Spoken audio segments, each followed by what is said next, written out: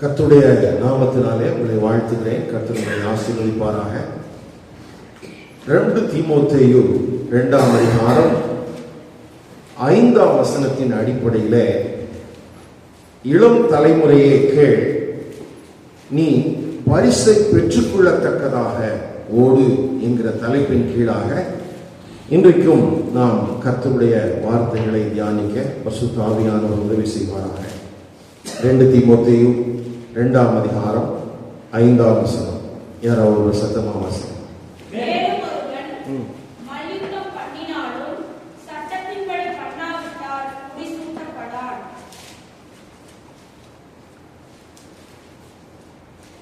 ஒருவன் மல்யுத்தம் பண்ணினாலும் சட்டத்தின்படி பண்ணாவிட்டால் முடிசூட்டப்படான். அப்போஸ்தலனாகிய பவுல் தன்னுடைய நிருபங்களில் அடிக்கடி விளையாட்டு உருவகங்களை பயன்படுத்துகிறார். ஏனென்றால் அன்றைய காலகட்டங்களிலே ரோமானியர்களுக்கும் கிரேக்கர்களுக்கும் இந்த விளையாட்டு என்கிற ஒன்று தங்களுடைய வாழ்க்கையில் மிக முக்கியமான ஒன்றாக இருந்தது. தங்கள் சரீரத்தை ஒரு சரியான விதத்தில் பேணுவதற்காக மாத்திரமல்ல, அது அவர்களுடைய வாழ்க்கையின் ஒரு நிகழ்வாகவே இருந்தது. அப்படி சொல்றதுக்கு காரணம் என்னன்னா, இந்த விளையாட்டிற்காக அவர்கள் கொடுத்த முக்கியத்துவம் அப்படின்னு பார்த்தீங்கன்னா, அவர்களுடைய தெய்வங்களுக்கு பலி கொடுக்கக்கூடிய காரியங்களை கூட அந்த ஓட்டப்பந்தய நாட்களில் அந்த விளையாட்டு காலங்களிலே செய்வார்கள். ஜிஎஸ் என்கிற கடவுளுக்கு அவர்கள் பலிகளை செலுத்தக்கூடிய நாட்களாக இருக்கும். இன்னும் சொல்ல போனா, ஒருவேளை அந்த கிரேக்கர்கள் ரோமானியர்கள் இருக்கிற நாடுகளில் யுத்தங்கள் நடக்கிறது என்று வைத்துக் கொள்வோம். அப்படி யுத்தங்கள் நடக்கும் போது இந்த விளையாட்டு காரியங்கள் வந்துருச்சுன்னு சொன்னா யுத்தங்களை நிறுத்தி வச்சிருவாங்க. அப்போ விளையாட்டு என்கிற ஒன்று அன்றைய கால ரோமானியர்களுக்கும் கிரேக்கர்களுக்கும் ஏதோ ஒரு பொழுதுபோக்காக மாத்திரமல்ல, அது அவர்களுடைய வாழ்க்கையின் ஒன்றாக காணப்பட்டது. அதனால இன்னைக்கு இருக்கிற மாதிரி ஸ்டேடியம் மாதிரி அந்த ஜிம்னாசியம் அப்படிங்கிற அந்த ஸ்டேடியத்தெல்லாம் அவங்க கட்டி வச்சிருந்தாங்க. அது பின்னாட்களில் விளையாட்டுக்காக மாத்திரமல்ல, கிறிஸ்தவர்களை உபத்திரவப்படுத்துவதற்காகவும் அந்த இடங்களை பயன்படுத்தினார்கள். உபத்திரவப்படுத்துவதற்காக பயன்படுத்தினாங்க. அப்போ இந்த கிரேக்கர்கள் ரோமர்கள் இவர்கள் தான் அன்றைய காலகட்டங்களில் ரட்சிக்கப்பட்டு சபைக்குள்ளே வந்திருக்கிறாங்க புறவினத்தாராக. அப்ப ரட்சிக்கப்பட்டு சபைக்குள்ள வந்த இவர்கள் புரிந்து கொள்ளக்கூடிய விதத்திலே அவர்கள் அறிந்திருக்கிற ஒன்றை இவர்களுக்கு திரும்பவும் திரும்பவும் நினைப்பூட்டி எழுதுகிறார். இந்த ரோமானியர்களுக்கும் கிரேக்கர்களுக்கும் விளையாட்டு முக்கியமானது. இப்போ இவங்க தான் ரட்சிக்கப்பட்டு எங்க வந்திருக்கிறாங்க? சபைக்குள்ள வந்திருக்கிறாங்க. அப்ப விளையாட்டை குறித்து அறிந்திருக்கிற இவர்களுக்கு அதுல இருந்து சொல்லும் போது அவங்க எளிதாக என்ன செஞ்சுக்க முடியும், புரிந்து கொள்ள முடியும் என்பதனாலே அப்போஸ்தலனாகிய பவுல் தன்னுடைய நிருபங்களில் இந்த விளையாட்டு உருவகங்களை தேவனுடைய சபையின் காரியங்களுக்காக இவர் என்ன செய்தார்? பயன்படுத்தினார். இப்ப அந்த அடிப்படையில தான் அப்போஸ்தலனாகிய பவுல் இப்பொழுது நாம் வாசிக்க கேட்ட அந்த வசனத்தில கூட, ஒருவன் யுத்தம் பண்ணினாலும் சட்டத்தின்படி பண்ணாவிட்டால் அவன் என்ன செய்யப்பட மாட்டான்? முடிசூட்டப்படான். இப்ப அந்த இடத்துல எது முக்கியத்துவம் பெறுகிறது என்றால், அவன் சட்டத்தின்படி அந்த விளையாட்டை விளையாட வேண்டும். விதிகளின்படி என்ன செய்யணும்? விளையாடணும். அப்போ இந்த உருவகங்களை அவர் பயன்படுத்துகிற போது ஒவ்வொரு இடத்திலும் ஒரு முக்கியமான செய்தியை மறைமுகமாக அந்த ஜனங்களுக்கு சொல்கிறார். இன்றைக்கு முடிந்தால் நாம் அந்த காரியங்களை, ஒரு சில காரியங்களை நம்ம பார்க்கணும். அப்போ அவர்கள் அறிந்திருந்த ஒன்றின் அடிப்படையில், ஏன்னா இது ரொம்ப முக்கியமானது. பாருங்களேன், இயேசு கிறிஸ்து கூட அவர் பிரசங்கித்த பிரசங்கத்துல எல்லாமே அன்றாடம் அந்த ஜனங்கள் சந்திக்கிற பிரச்சனைகளின் அடிப்படையில் தான் இருந்துச்சு. விதைக்கிறவனுடைய ஓமையை கேளுங்கள், ஒருவன் ஒரு தாளத்தை வைத்திருந்தான், இப்படிலாம் அவர் பேசுனதுக்கு காரணம் என்னன்னா, அந்த நாட்களில் நடந்த ஒரு சம்பவத்தை மனதிலே வைத்துக் கொண்டுதான் அவர்கள் எளிதாக புரிந்து கொள்ளக்கூடிய விதத்தில் இந்த செய்திகள் என்ன செய்யப்பட்டது? பேசப்பட்டது. அப்ப இயேசு கிறிஸ்துவானாலும் சரி, அப்போஸ்தலனாகிய பவுலானாலும் சரி, ஜனங்கள் உண்மையை அறிந்து கொள்ள வேண்டும் என்பதற்காக அவர்களோடு தொடர்பில் இருக்கக்கூடிய சில காரியங்களை சொல்லி அதன் அடிப்படையில் அவர்களை தேவன் பட்சமாக என்ன செய்தார்கள்? திருப்பினார்கள். சரி, இப்ப இந்த விளையாட்டு உருவகங்கள்ல நம்ம கவனிக்க வேண்டிய 3 காரியங்கள் இருக்கிறது. ஒன்று குறிக்கோள். ஒன்றினது குறிக்கோள். ஒவ்வொரு விளையாட்டு வீரனுக்கும், அது என்ன விளையாட்டா இருந்தாலும் சரி, ஜெயிக்கணும் அப்படிங்கிற எண்ணம் இருக்குமா இருக்காதா? யாராவது தோக்கணும்னு சொல்லி விளையாடுறதுக்கு போவானா, ஓடுறதுக்கு போவானா? எல்லாருக்கும் என்ன இருக்கும்? ஜெயிக்கணும் அப்படிங்கிற எண்ணம் இருக்கும். அப்போ அந்த குறிக்கோள் அப்படிங்கிறது ரொம்ப முக்கியம். அப்ப சபைக்குள்ள வந்திருக்கிற தேவ ஜனங்கள் எதை கவனத்தில் வைத்திருக்க வேண்டும்? சபைக்குள்ள வந்த பிறகு நம்முடைய குறிக்கோளை தவற விட்டு விடக்கூடாது. குறிக்கோளை நசிச்சிடக்கூடாது, தவற விட்டுறக்கூடாது.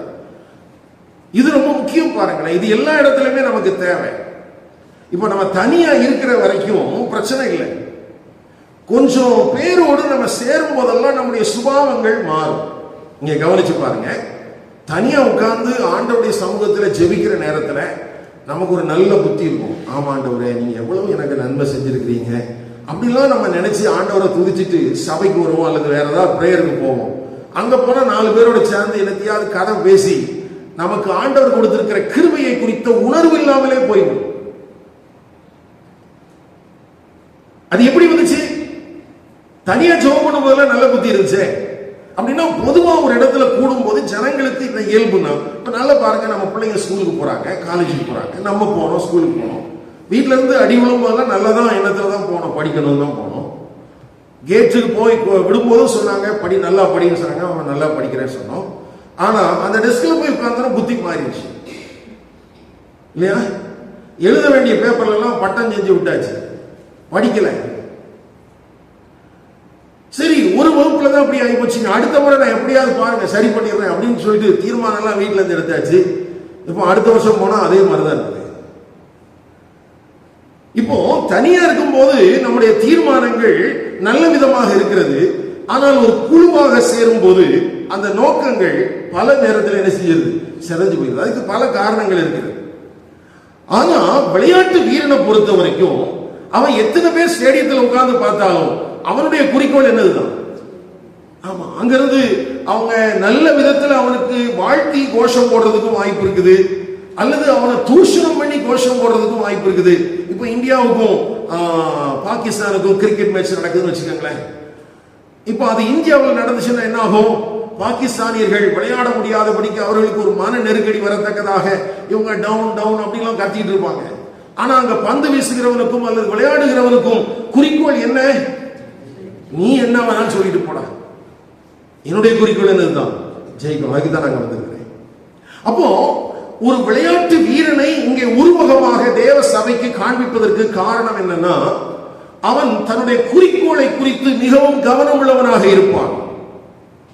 என்ன குறிக்கோள்? அவனுக்கு கிடைக்கக்கூடிய பரிசு பொருட்கள், அவனுக்கு கிடைக்கக்கூடிய சலுகைகள். அந்த நாட்கள்ல இந்த விளையாட்டு வீரர்களுக்கு கிடைக்கக்கூடிய சலுகைகள் என்பது மிக அதிகமாக இருக்குமா. அந்த நேரத்தில் அவங்களுக்கு ஒரு கிரீடத்தை கொடுக்கிறது மாத்திரம் இல்ல, அவங்களுக்கு வாழ்நாள் முழுசும் நிறைய பிரிவிலேஜ் கிடைச்சது.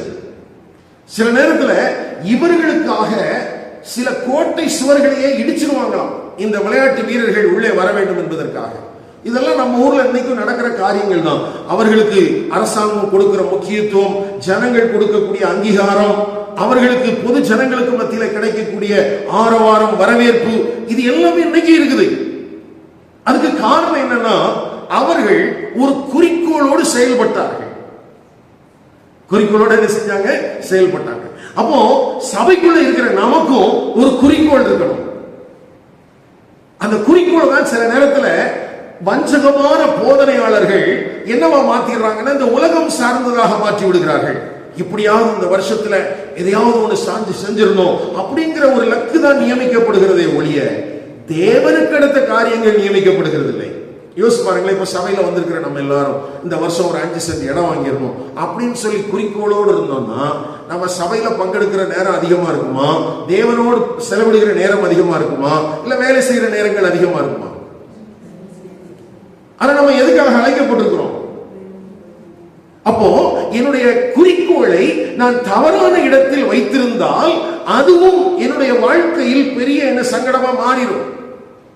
அப்போ தவறான உபதேசங்கள், தவறான வழிகாட்டுதல்கள், இதெல்லாம் விட்டுட்டு வேத வசனத்தின் அடிப்படையிலே, பரிசுத்த ஆவியானவர் நமக்கு கற்றுத்தருகிற அடிப்படையிலே நாம் நித்தியத்தை குறித்த நித்திய ஜீவனை பெற வேண்டும் என்பதையே நம்முடைய குறிக்கோளாக கொண்டிருக்க வேண்டும். அதுதான் நம்முடைய குறிக்கோள், வேற எதுவும் கிடையாது. அதை இழக்க பண்ணுகிற எதுவும் ஆபத்தாகும். ஐயா, இந்த உலகத்தில் எனக்கு என்ன ஆஸ்தி ஐஸ்வர்யம் என்ன வேணாலும் கிடைக்கலாம், நல்லது, தப்பு ஒண்ணும் கிடையாது. அது ஆண்டவர் தான் தரதா சொல்லி இருக்குது. ஆனா நான் அதை சரியான விதத்தில் கவர்ன் பண்ணலன்னா, நான் அதை சரியான விதத்தில் ஆளுகை செய்யாவிட்டால், அது என்னை ஆளுகை செய்து விடுமானால், எனக்காக கொடுக்கப்பட்டிருக்கிற நித்திய ஜீவனையை நான் என்ன செஞ்சிருவேன், இழந்து போயிடுவேன். ஏன்னா இந்த காரியத்தை நாம் அறிந்திருக்க வேண்டியது அவசியம். பாருங்களேன், அப்போஸ்தலனாகிய பவுல் தீமோத்தேயுக்கு எழுதின முதலாவது நிருபம் 6ஆம் அதிகாரம்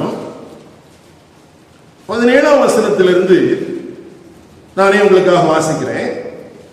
இவ்வுலகத்திலே ஐஸ்வர்யம் உள்ளவர்கள், யார்கிட்ட பேசுறாரு அப்படின்னா, சபைக்குள்ளே வந்தும் தேவனுடைய ஆசீர்வாதத்தை பெற்று அனுபவித்துக் கொண்டிருக்கிறவர்களை குறித்து பேசப்பட்டிருக்கிறது. ஐஸ்வர்யம் உள்ளவர்கள் இருமாப்பான சிந்தை உள்ளவர்களாய் இராமலும், இருமாப்பான சிந்தை உள்ளவர்களாக.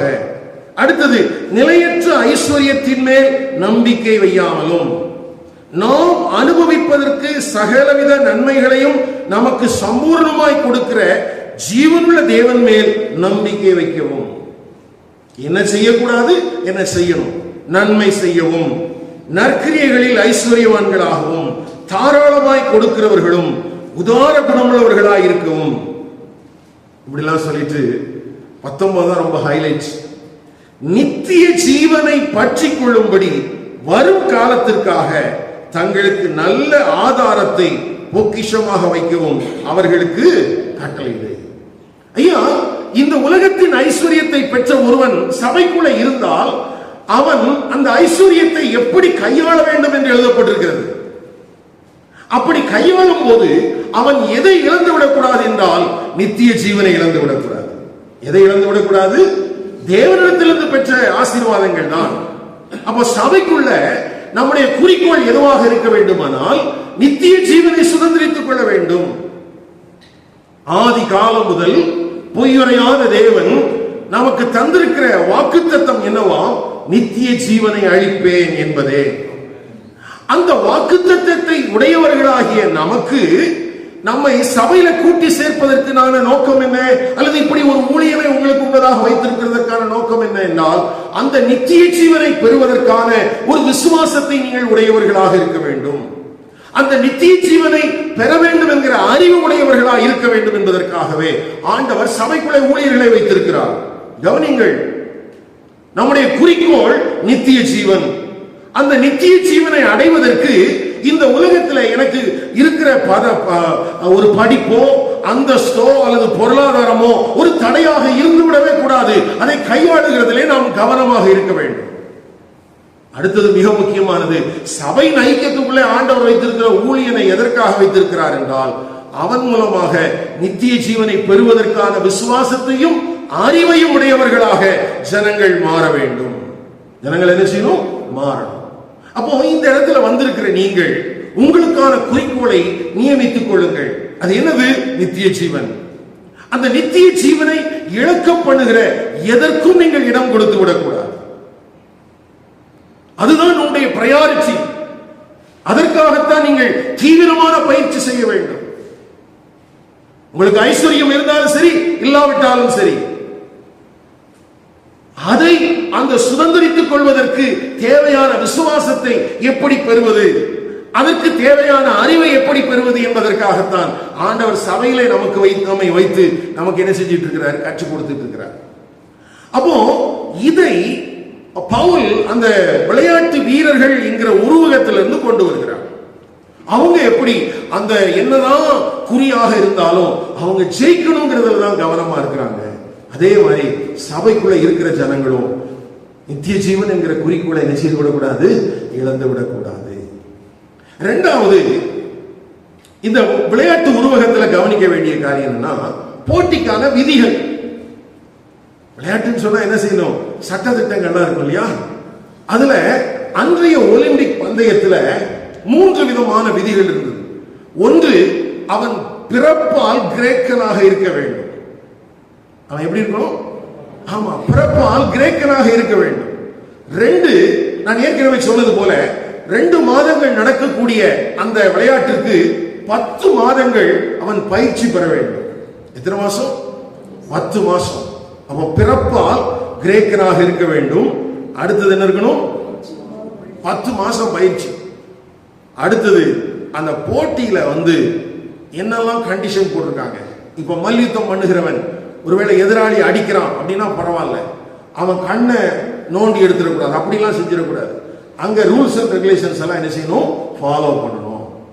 அப்ப கவனிங்க, இத பவுல் எழுதுறதுக்கு காரணம் என்ன அப்படின்னு கேட்டா, நித்திய ஜீவனை குறிக்கோளாக கொண்டிருக்கிற ஒரு தேவனுடைய பிள்ளை மறுபடியும் செழிப்பிக்கப்பட்டவனாக இருக்க வேண்டும். யாரா இருக்க வேண்டும்? நான் ரோமனாக கிரேக்கனாக இருக்க வேண்டியதில்லை. நான் யாராக இருந்தாலும் தேவனுடைய சபையில் தேவனுடைய வார்த்தையினாலும் தேவனுடைய ஆவியினாலும் மறுபடியும் ஜெனிப்பிக்கப்பட்டவனாக இருக்க வேண்டும். மறுபடியும் பிறவாதவன் தேவனுடைய ராஜ்யத்துக்குள்ள என்ன செய்ய முடியாதான்? பிரவேசிக்க முடியாதான்? அப்போ இது அந்த முதல் முக்கியமான இடத்தை வகிக்குது பாருங்க. எப்படி அன்றைக்கு ஒலிம்பிக் அந்த விளையாட்டுல ஒரு கிரேக்கன் அங்கு கிரேக்கனாக இருக்க வேண்டும் என்கிற அந்த விதி முதலாண்மையா இருந்ததோ, அதே போல சபைக்குள்ள என்னுடைய குறிக்கோளை நிறைவேற்றுவதற்கு முதன்மையானது என்னுடைய தாய் தகப்பன் கிறிஸ்தவர்களாக இருந்தால் போதாது. நான் ஒரு நீண்ட கிறிஸ்தவ பாரம்பரியத்தை உடையவனாக இருந்தால் போதாது. நான் நல்ல ஒரு திருச்சபை ஐக்கியத்திலே நான் இருந்தால் போதாது. அதெல்லாம் நல்லது.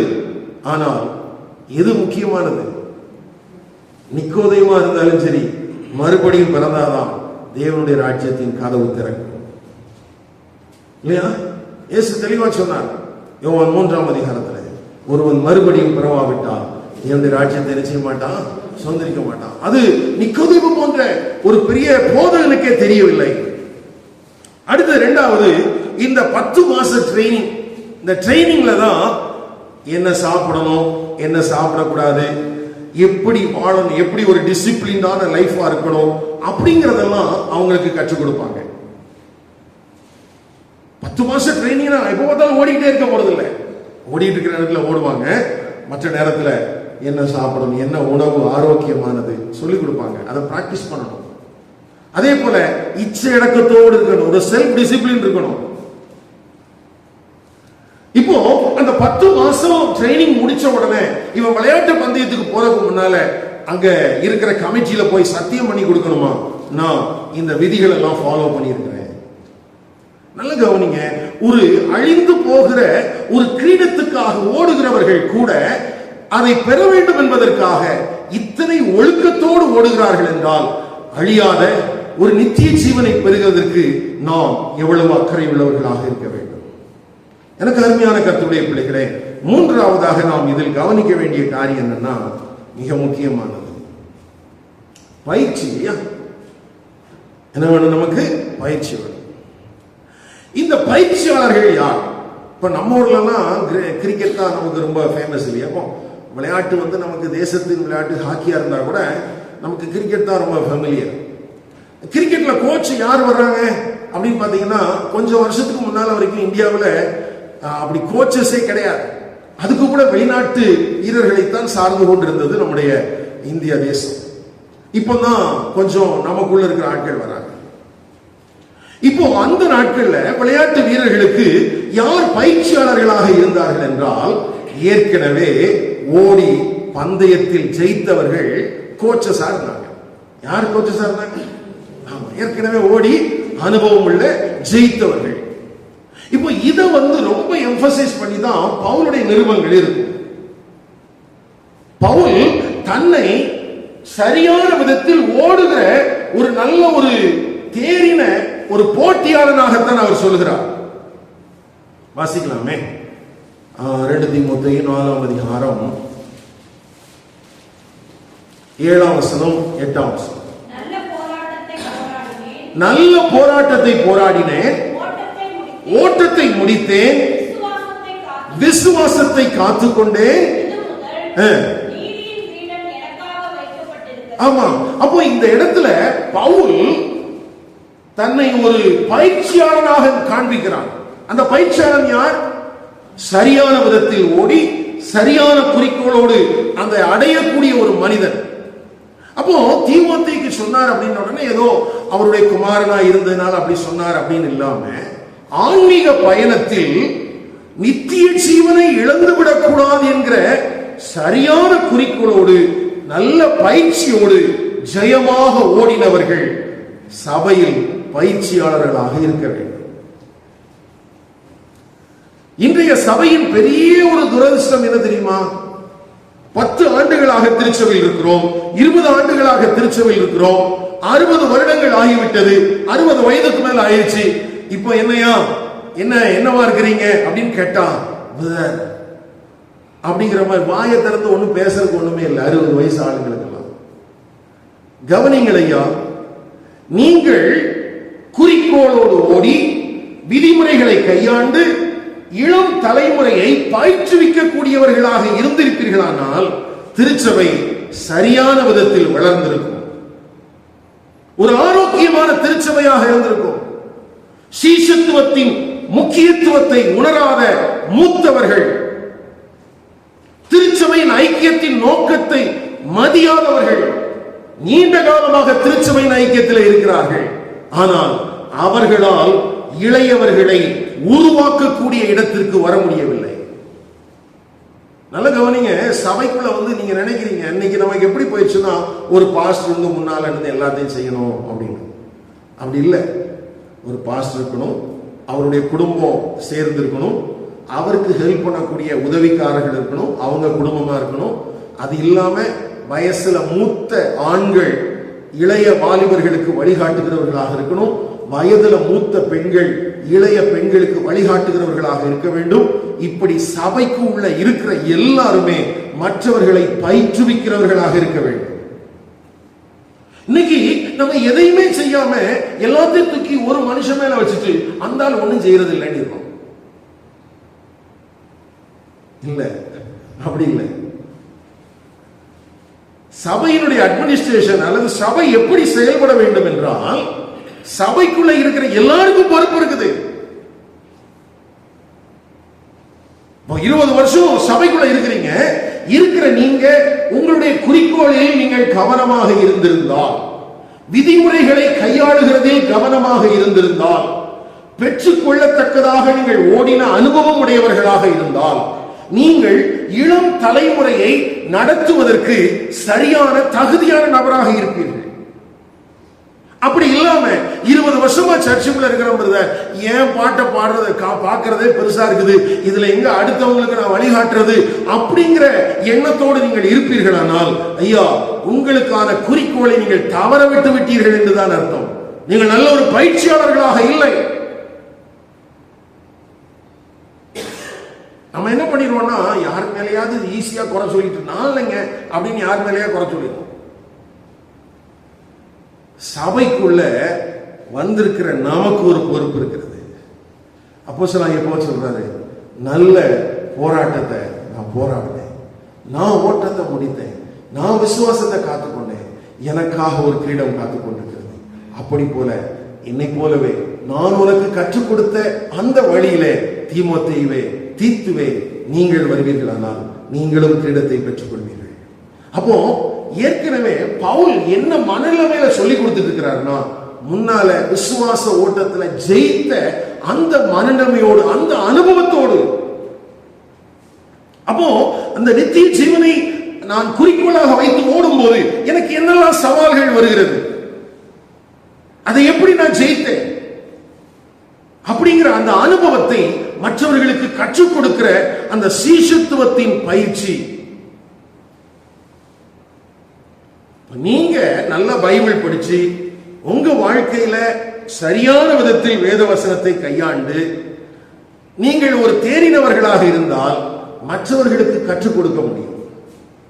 இப்ப இன்னைக்கு நம்ம கற்றுக் கொடுக்க முடியாத நிலைமைக்கு காரணம் என்னன்னா, எங்க பேசிடலாம், தெரிஞ்ச வசனம் தான், ஆனா குத்துதே. கவனிங்கள், யாக்கோபு அப்போஸ்தலன் அநேகர் போதகர் ஆகாதிருக்க வேண்டும் என்பது போல ஒரு வசனத்தை எழுதியிருக்கிறார் இல்லையா? ஏன் எல்லாரும் ஒரு விதமான பார்வையில பேசினா அவர் மட்டும் வேற விதமா பேசுறாரு. காரணம் என்னன்னா, போதிக்கிறவர்களுக்கு ஒரு பொறுப்பு இருக்கிறது. அதை தங்கள் வாழ்க்கையிலே அவர்கள் கடைபிடிக்கிறவர்களாக இருக்க வேண்டும். அதை அவங்க பிராக்டிஸ் பண்ணணும். பிராக்டிஸ் பண்ணாம நம்ம பாட்டுல பேசி போனோம், பிரயோஜனம் ஒண்ணுமே கிடையாது. இன்றைய திருச்சபை பயிற்சியாளர்கள் இல்லாமல் இருக்கிறது. யோசிச்சு பாருங்களேன், உங்களை இந்த திருச்சபையில விசுவாசத்துல பயிற்றுவிக்கக்கூடிய மூத்தவர்கள் இருக்கிறார்களா? அவர்களை பார்த்து நீங்கள் விசுவாசத்திலே வளருவதற்கு, அவர்களை பார்த்து தேவனை ஆராதிப்பதற்கு, அவர்களை பார்த்து தேவனுக்காக வைராக்கியம் கொள்வதற்கு ஏதாவது நமக்கு இருக்குதா? எதுவுமே இல்லை. அப்போ இது இன்னைக்கு இருக்கிற ஒரு பெரிய பிரச்சனை. அப்போ முதல் முறையாக இந்த வசனங்களை எல்லாம் புரிந்து கொண்ட ஒரு கர்த்தருடைய ஊழியக்காரன் ஒரு முறை அமெரிக்கா தேசத்தில் இருக்கிற சபைகள்ல போய் சொன்னார். ஒரு 5000 பேர் இருக்கிற பெரிய சர்ச், ஐயா உங்ககிட்ட இருக்கிற முதியவர்கள் எல்லாம் கொடுங்க, நான் உங்களெல்லாம் எக்யூப் பண்ணி தரேன், அந்த முதியவர்களை வைத்து உங்க சர்ச்சில் இருக்கிற இளம் தலைமுறைகளை எல்லாம் பயிற்றுவிக்கலாம் அப்படின்னா, அவங்க பாஸ்டர் சொன்னாரு, எங்க முதியவர்களை சர்ச்சுக்கு வர வைக்கிறதே பெரிய பாடா இருக்கு, நீ எங்கேயா ட்ரைனிங் கொடுக்க போறேன்ட்டாங்க. சர்ச்சில் இருக்கிற முதியவங்களை எங்க வர வைக்கிறதே கஷ்டமா இருக்குது, சர்ச்சுக்கு வர வைக்கிறதே கஷ்டமா இருக்குது. 5000 பேர் இருக்கிற விசுவாசிகள் இருக்கக்கூடிய சபைகளும் அப்படித்தான் இருக்குது, 50 பேர் இருக்கிற சபைகளும் அப்படித்தான் இருக்குது. கவனிங்கள், இந்த உருவகங்களை பயன்படுத்துவதற்கு மூன்றாவது முக்கியமான காரணம் என்னவென்றால், மூத்தவர்கள் பயிற்சியாளர்களாக இருக்க வேண்டும். மூத்தவர்கள் எப்படி இருக்கணும்? அதனால தான் பவுல் இளம் தலைமுறைக்கு சொல்றாரு, இளம் தலைமுறையே நீ கேள், நீ பரிசை பெற்றுக்கொள்ளத்தக்கதாக நீ ஓடு. அப்போ அப்போஸ்தலனாகிய பவுல் என்று சொல்வது போல ஒரு பயிற்சியாளனாகிய பவுல். என்ன பவுல்? பயிற்சியாளனாகிய பவுல். உங்கள் ஊழியங்களில் நீங்கள் விசுவாசத்திலே பலப்பட்டது மாத்திரமல்ல, மற்றவர்களை பலப்படுத்துவதற்கும் மற்றவர்களுக்கு கற்றுக் கொடுக்கவும் தக்கதாக நீங்கள் அக்கறை உள்ளவர்களாக இருக்க வேண்டும். நம்ம எல்லாரும் விசுவாசிக்கிறோம், ஒரு நாள் இயேசுவை பார்ப்போம். ஆமா, யாரெல்லாம் விசுவாசிக்கிறீங்க? அவர் பார்த்தா என்ன கேட்பாருன்னு நினைக்கிறீங்க? உங்க வீட்டுல உங்களை பார்த்தோன்னா என்ன கேட்பாரு? இப்போ இன்னைக்கு பார்த்தா நம்ம என்ன இருக்கிறோம்? சமைச்சிக்கலாமா, சாப்பிட்டீங்களா, பிள்ளைங்களா ஸ்கூல் போயிட்டாங்களா, இப்படிலாம் நம்ம கேட்கிறோம் இல்லையா? இப்ப இயேசு உங்களை பார்த்தா என்ன கேட்பாரு? நீங்க அமைதியா இருக்கிறத பார்க்க மாட்டீங்க போட்டுங்க. என்ன கேட்பாருன்னு நினைக்கிறீங்க? அதுக்குதான் சில நேரத்தில் நமக்கு பாடல்கள்லாம் எழுதி வச்சிருக்கிறாங்கல்ல, உனக்காக நான் மரித்தேனே, எனக்காக நீ என்ன செய்தாய், உனக்காக நான் மரித்தேனே, எனக்காக நீ என்ன செய்தாய் அப்படின்னு கேட்டா என்ன சொல்லுவோம்? நாம அவரோட சேர்ந்து பாடி இல்லையா? இந்த பாட்டு பாடுறதுல எல்லாமே நம்ம நிறைய தப்பு பண்றோம்.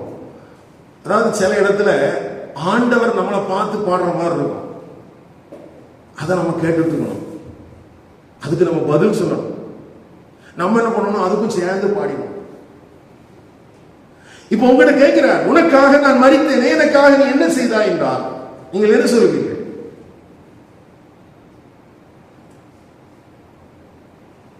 கஷ்டம் தான் போடுங்க, பெற்றுக்கொள்ளத்தக்கதாக ஓடுங்க. நல்ல கவனிங்க, ஒரு சபையின் ஊழியனாக நாங்கள் சந்திக்கிற பிரச்சனைகள் என்ன அப்படின்னு கேட்டா, எனக்கு யாரும் என்னை கூப்பிட்டு விருந்து வைக்கல அப்படிங்கிறதுல எனக்கு பிரச்சனையே கிடையாது, அதில் எனக்கு ஆர்வமும் கிடையாது. எனக்கு இருக்கிற சவால் என்னன்னா, நான் அறிந்திருக்கிற வேத சத்தியத்தின்படியான ஒரு திருச்சபையாக இதை உருவாக்குவதற்கு நாங்கள் எடுக்கிற முயற்சிகள் அநேக நேரங்களிலே சவால்களாக, கேள்விக்குறிகளாக இருக்கிறது. ஒருவேளை என்ன பார்த்து இயேசு கேட்டார்னா நான் என்ன சொல்ல முடியும்? நானும் சொல்றதுக்கு ஏதாவது வேணும் தானே? என்னை பார்த்து உனக்காக நான் மரித்தேனே, நீ எனக்காக என்ன செய்த அப்படின்னு சொன்னா நான் சொல்றதுக்கு என்கிட்ட ஏதாவது இருக்குதா? அப்ப அதுக்கு தகுந்தாற் போலதான் ஓட வேண்டி இருக்குது. அப்ப முன்னால ஓடுகிற நாங்கள் உங்களுக்கு ஒரு காரியத்தை கற்றுத் தருகிறோம். இன்றைக்கு சபையில் பவுலாக இருக்கக்கூடிய முதியவர்கள் இருக்கிறார்களா?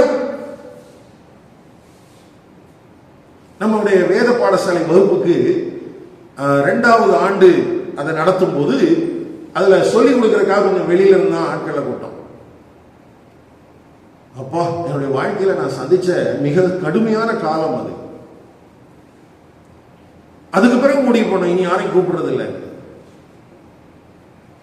1-2 பேரை மட்டும் கூப்பிட்டு அப்படி நடத்திட்டு இருந்தோம்.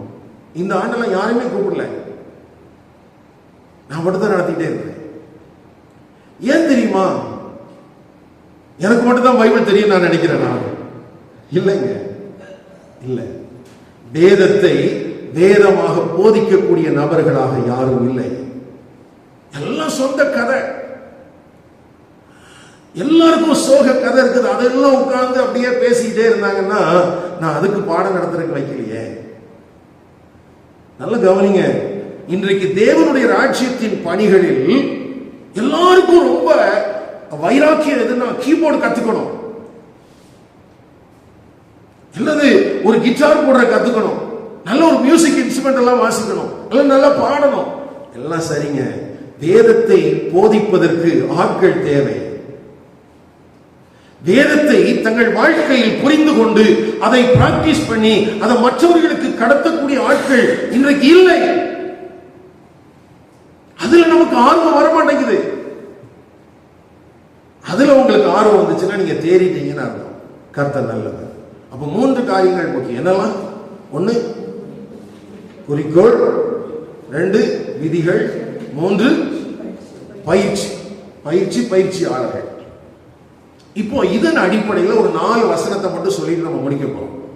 சரியா? நமக்கு தெரிஞ்ச வசனம் தான், ஆனா இப்ப நீங்க படிக்கும் போது உங்களுக்கு நல்லா புரியும். பாருங்க, 1 கொரிந்தியர் 9ஆம் அதிகாரம்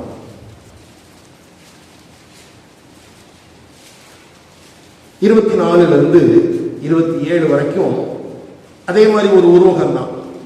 பந்தய சாலையில் ஓடுகிறவர்களுடைய ஒரு உருவகம்.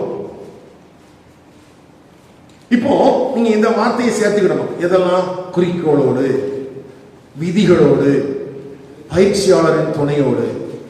சரியா? வாசிக்கிற பாருங்க, நீங்க கவனிச்சுட்டே வாங்க மனசுல.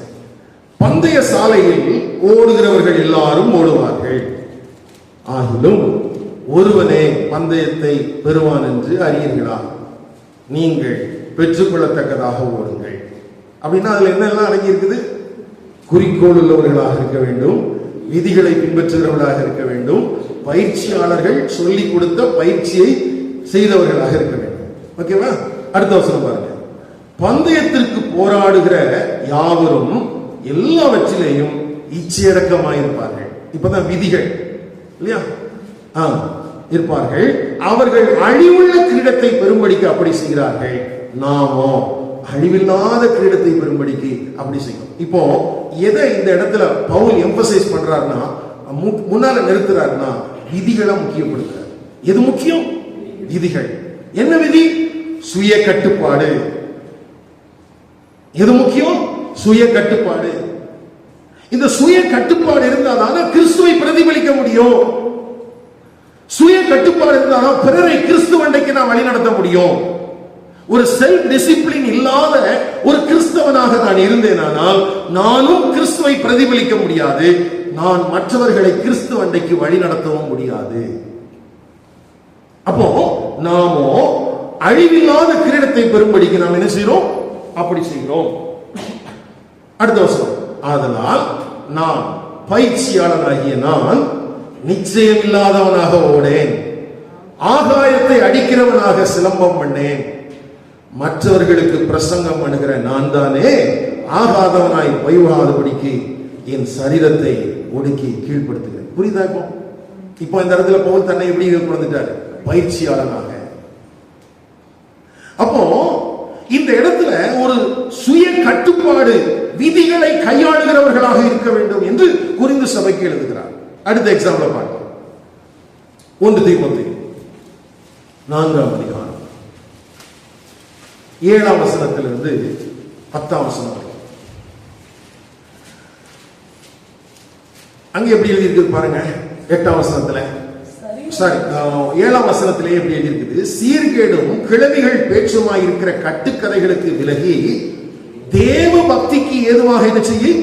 ஆமா, இப்போ எங்க என்ன செய்யணும் அப்படிங்கறத முதலாவது சொல்லி கொடுக்கிறார். அதுக்காக என்ன செய்யறாரு? அடுத்த எக்ஸாம்பிள் வருது, அந்த மெட்டஃபார் வரும். சரீர முயற்சி. ஆக்சுவலா இங்கிலீஷ் பைபிள் எப்படி போட்டிருக்குன்னா பாடிலி எக்ஸசைஸ் வச்சிருக்கீங்களா? English Bible. நமக்கு தமிழ் பைபிள் அப்படி இல்லை, சரீர முயற்சின்னு இருக்குது.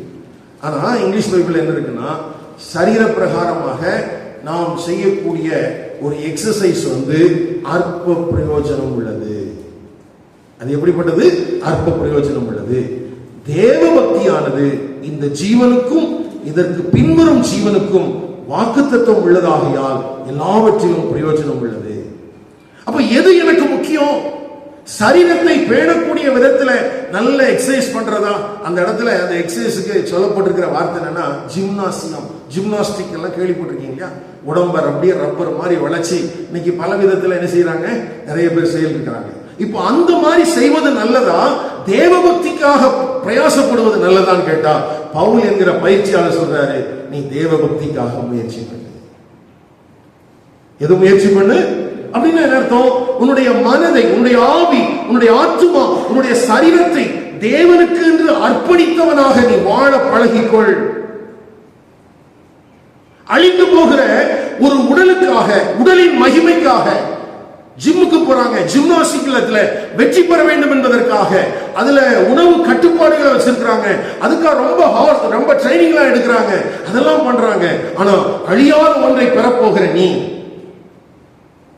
உன்னுடைய மனதை அடக்கு, உன்னுடைய ஆவி, உன்னுடைய ஆத்துமா, உன்னுடைய சரீரத்தை கட்டுக்குள் வை. அப்போ இந்த இடத்துல இது ரொம்ப முக்கியம் பாருங்களேன். ஏற்கனவே நம்ம தெரிஞ்ச காரியமா இருந்தாலும் திரும்ப ஒரு முறை வாசிக்கிறேன். தேவ பக்திக்கு ஏதுவாக என்ன செய்ய முயற்சி பண்ணு. அடுத்தது சரீர முயற்சி. சரீர பிரகாரமாக நீ பண்ற ஜிம்னாசி எல்லாம் அற்ப பிரயோஜனம் உள்ளது. தேவ பக்தியானது இந்த ஜீவனுக்கும் இதற்கு பின்வரும் ஜீவனுக்கும் வாக்கு தத்தம் உள்ளதாகையால் எல்லாவற்றிலும் பிரயோஜனம் உள்ளது. அத்தாவசரத்தில் அப்படி முடிக்கிறாரு, இது நிமித்தம் நாங்கள் பிரயாசப்படுகிறோம், நிந்தை அடைகிறோம். ஏனெனில் எல்லா மனுஷரும் விசேஷமாக விசுவாசிகளும் இரட்சகராகிய ஜீவனுள்ள தேவன் மேல் நம்பிக்கை வைத்திருக்கிறோம். இவைகளை நீ கட்டளையிட்டு போதித்துக் கொண்டது. அப்போ இந்த இடத்துல மெட்டஃபாருக்கு பயன்படுத்துறதுக்கு காரணம் என்னன்னா, எப்படி ஜிம்னாஸ்டிக் வீரர்கள் நல்ல உடற்பயிற்சி செய்து உணவு கட்டுப்பாடோடு தங்கள் சரீரத்தை பேணி காக்கிறார்களோ, அதை காட்டிலும் நீ உன் ஆவி, ஆத்துமா, சரீரத்தை, மனதையெல்லாம் கட்டுப்படுத்திக் கொண்டு நீயும் அழியாத கிரீடத்தை பெற்றுக் கொள்வதற்கு தேவ முயற்சி, தேவ பக்தி உடையவனாக மாறுவதற்கு முயற்சி செய். இன்னொரு வசனத்தை பார்க்கலாம். ஏற்கனவே நம்ம பாடும் போதெல்லாம் பார்த்தோம். எபிரேயர் 12ஆம் அதிகாரம்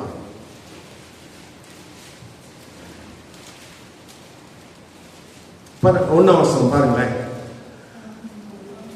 அங்க என்ன சொல்லி இருக்கிறார்னா, அங்க எதுக்காக சொல்லி இருக்குன்னா, இயேசுவை நோக்கி பொறுமையோடு ஓட அழைக்கப்பட்டிருக்கிற நம்முடைய கவனத்தை திசை திருப்புகிற பாடுகள், திசை திருப்புகிற பாடுகள். இப்போ யாராவது ஒரு விளையாட்டு வீரன் அங்க விளையாடிட்டு இருக்கிறான், அவனை அவமானப்படுத்தணும் அப்படின்னு யாராவது நினைச்சாங்கன்னா அத அந்த விளையாட்டு வீரன் பார்ப்பானா? நான் ஏற்கனவே சொன்னேன், இந்தியாவும் பாகிஸ்தானும் விளையாடுற நேரத்துல பாகிஸ்தான் வீரர்கள் வரும்போதெல்லாம் ரொம்ப நம்ம ஆட்கள் அமைதியா உட்கார்ந்துட்டு இருப்பாங்க. ஏதாவது அவங்கள பரியாசம் பண்ற மாதிரி சில காரியங்களை செய்வாங்க. இதெல்லாம் பார்த்து அவன் பதட்டம் ஆயிட்டான்னா தோத்து போயிடுவான். அதே மாதிரி இயேசுவை நோக்கி பொறுமையோடு ஓடுபடிக்க அழைக்கப்பட்டிருக்கிற நம்முடைய வாழ்க்கையில் நம்முடைய கவனத்தை திசை திருப்புகிற பாடுகளை குறித்து, நிந்தைகளை குறித்து கவனமாக இருங்கள். ஏன்? ஏற்கனவே ஓடினவர்கள் நிந்தைகளை அனுபவித்தார்கள். ஏற்கனவே நமக்கு முன்பதாக ஓடின இயேசு அவரும் நிந்தையை அனுபவித்தார்.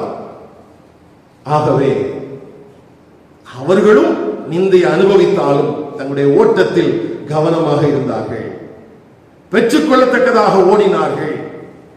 உங்களையும் கவனத்தை தசு திருப்ப பண்ணுகிற என்ன பாரமா இருந்தாலும் சரி உதறி தள்ளிடு, எந்த பாவமா இருந்தாலும் சரி அதை விட்டுரு.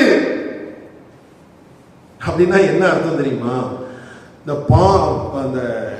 பாவம் அப்படிங்கிறது இந்த இடத்துல எந்த அடிப்படையில் இருக்குன்னா, ஒரு ஓட்டப்பந்தயத்தில் இருக்கிறவன் நீளமான டிரெஸ் போட்டுதான் எப்படி இருக்கும்?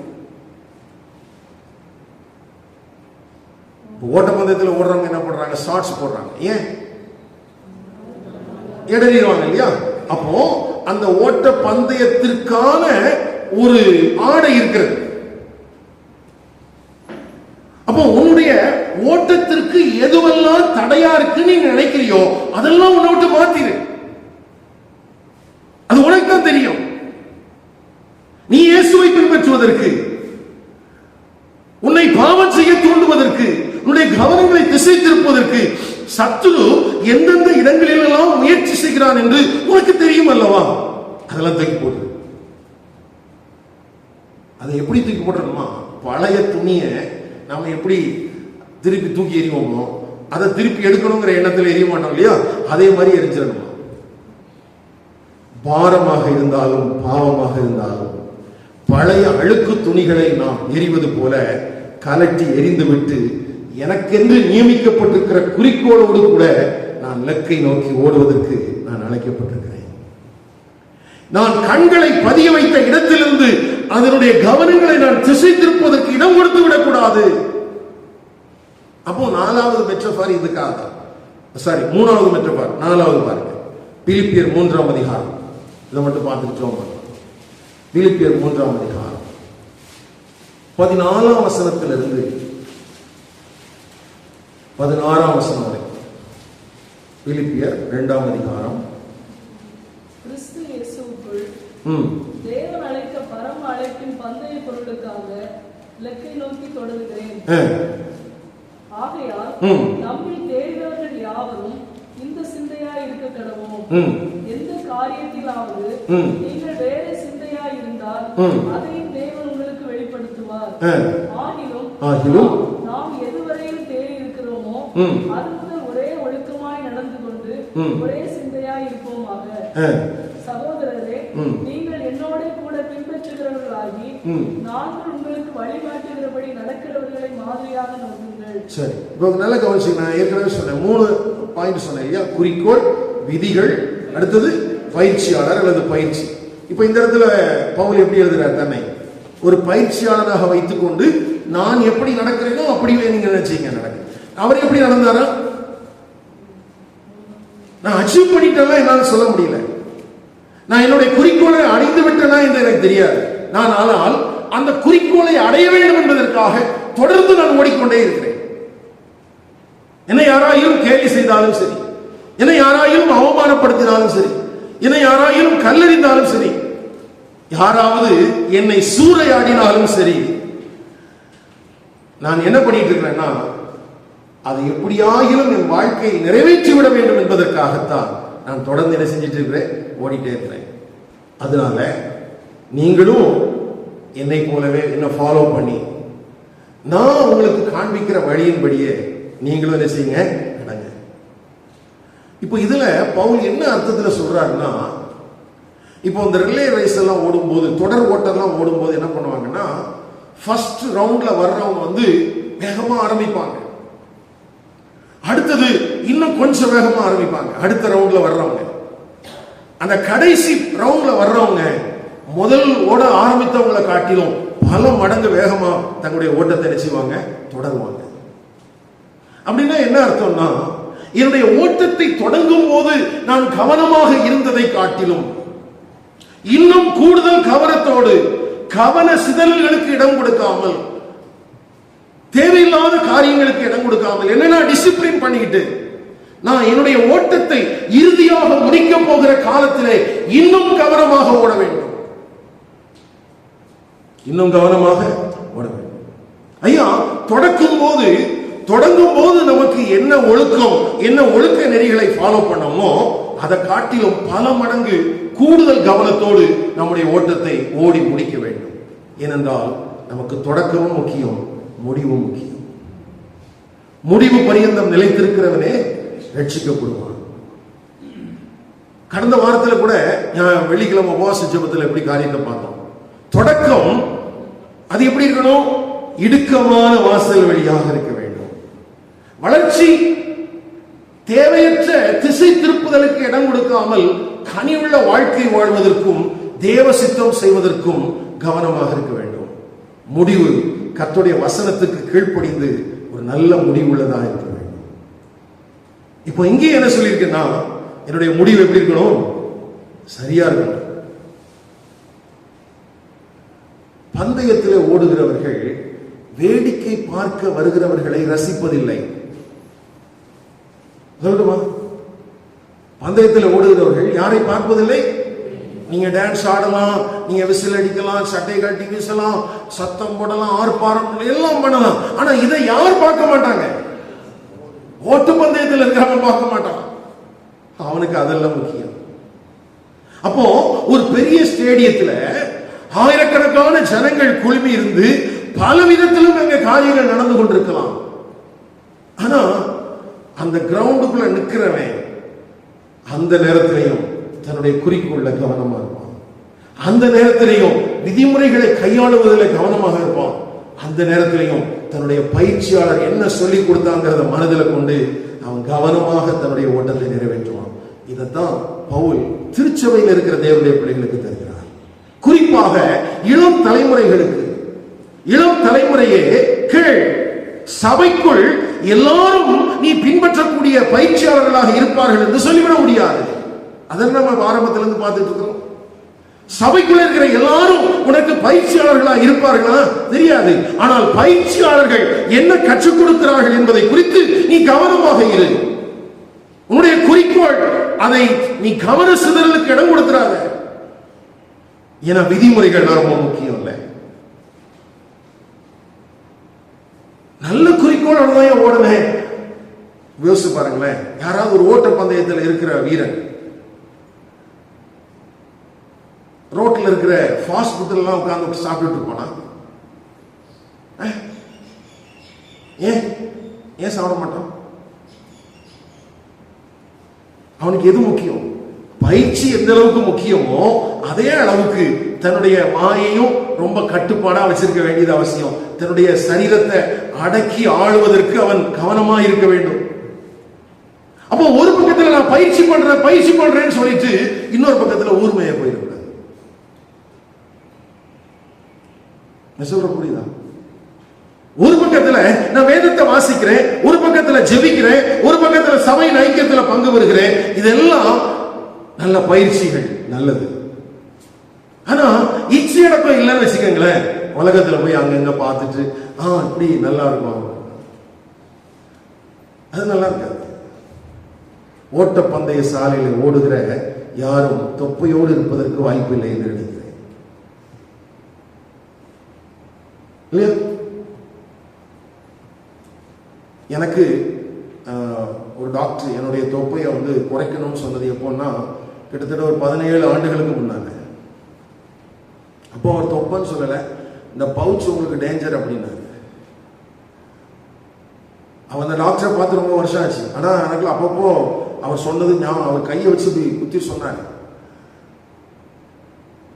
அப்போ சரீர பிரகாரமாக நம்மை பேணுவதற்கு நாம் அதிகமான சிரத்தைகளை எடுத்துக்கிறோமே அப்படின்னா நித்திய ஜீவனை பெறுவதற்கு குறிக்கோளாக கொண்டிருக்கிற நம்முடைய வாழ்க்கை. ஏன்னா அந்த வார்த்தையை சொல்லும் போது பவுல் என்ன சொல்றாருன்னா, வாசிக்கலாமா? 18வது வசனம் வாசிங்க. பிலிப்பியர் 3:18. ஏனெனில் ஆமாங்க, சபைக்குள்ள இருக்கிற எல்லாரும் இதே மாதிரிதான் இருக்கிறாங்களா? சொல்ல கிடையாது. அநேக வேறு விதமாய் நடக்கிறார்கள்.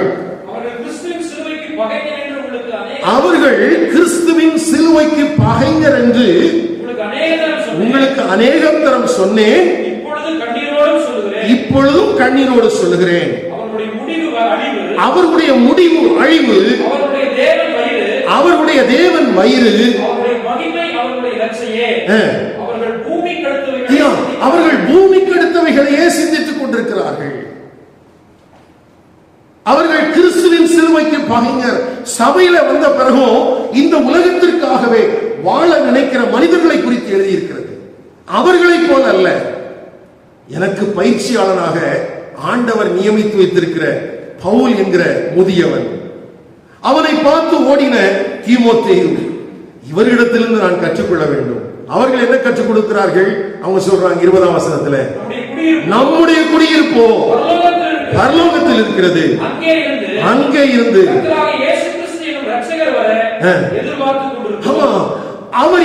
அவர் எப்பொழுது வருவார் என்று நான் காத்துக் கொண்டிருக்கிறேன். அவர் எல்லாவற்றையும் தமக்கு கீழ்ப்படுத்திக் கொள்ளத்தக்கதாக தம்முடைய வல்லமையான செயலின்படியே நம்முடைய அற்பமான சரீரத்தை நம்முடைய மகிமையான சரீரத்துக்கு ஒப்பாக என்ன செய்வார்? அருவப்படுத்துவார். அப்ப இயேசு கிறிஸ்து ஒரு நாளிலே இயேசு கிறிஸ்துவை நான் சந்திக்கும் போது இந்த அற்பமான சரீரம் ஒரு மகிமை அடைந்த மறுரூபமாக்கப்பட்ட சரீரமாக மாறும். அதுதான் என் வாழ்க்கையின் குறிக்கோள். அதை இழந்துவிடக்கூடிய எதற்கும் என் வாழ்வில் இடமில்லை என்கிற தீர்மானத்தோடு ஓட்டப்பந்தய சாலையிலே ஓடுகிற ஒரு இளம் வீரனை போல நாம் கவனமாக இருந்தால் நிச்சயமாக நாம் பெற்றுக்கொள்வோம். அல்லேலூயா. ஆமா, அதான் ரொம்ப முக்கியம். இளம் தலைமுறையே நீ கேள், நீ நித்திய ஜீவனை பெற்றுக்கொள்ளத்தக்கதாக ஓடு. இளம் தலைமுறையே நீ கேள், நீ கர்த்தராகிய இயேசு கிறிஸ்துவை முகமுகமாய் சந்திக்க வேண்டும் என்கிற அந்த கொள்கையின் அடிப்படையில் ஓடு. இளம் தலைமுறையே கேள், நீ உன் சரீரம் மறுரூபமாக்கப்பட வேண்டும் என்கிற சிந்தையோடு கூட ஓடு.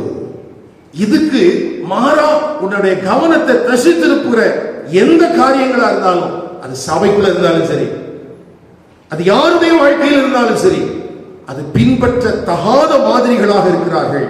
அவர்கள் இந்த உலகத்திற்குரியவர்களாக இருக்கிறார்கள். அவர்கள் உலகத்திற்குரியவர்களையே தேடுகிறார்கள். இதை கவனத்தில் கொண்டு தொடர்ந்து நாம் வாழ பரலோகத்தின் தேவன் நமக்கு அனுகிரகம் பண்ணுவாராக. எழுந்திருக்கலாமா?